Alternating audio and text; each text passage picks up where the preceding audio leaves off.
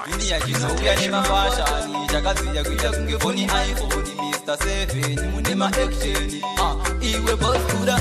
bebe ainiona kunge Benzi boys ainiona kunge Baranzi guys aipo garage ni juna anti junior une mkazi ne mwana bate bebe ainiona kunge Benzi boys ainiona kunge Baranzi guys aipo garage ni juna anti junior une mkazi ne mwana bate nipinda kazo kupinda ne inge status ndichida kuona kuti anoenda seiko anondida here oro neze fake ndakabva ndamugaira dzangu zvekunyepa ndikati baby ndemukadzi nemwana vangu vandakasiya ikoko kuzimba ndoda kukutora uite mainini kumba kwangu uchauya uzogara baby ainiona kunge Benzi boys ainiona kunge Baranzi guys aipo garage ni juna anti junior une mukadzi nemwana bate baby ainiona kunge Benzi boys ainiona kunge Baranzi guys aipo garage ni juna anti junior une mukadzi nemwana bate chizonge zvakazoitika ipapo baby akandidzomoka zvekuda kundiramba ndikati why zvikanzi aiwa iwe junior ini handiite mufesi ane mukadzi wake ngoda kunditora kuisa pechitu auone here anenge atova matu kwete ma1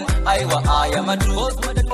neni anskuda boss kuda baby ndakazorichuna pafeya ndikati ini handina mukadzi nemwana ndanga ndichida kuona unoita sei aiwa ndazozviona kuti baby haundide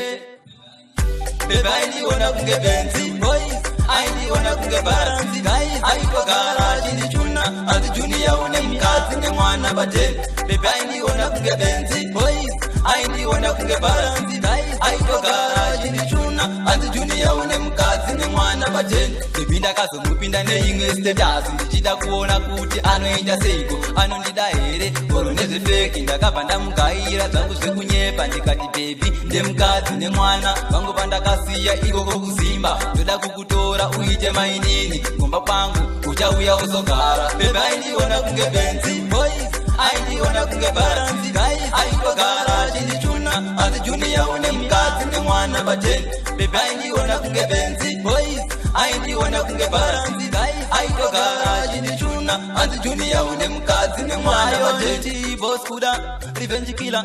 spada killer team ndanda lewasi JNC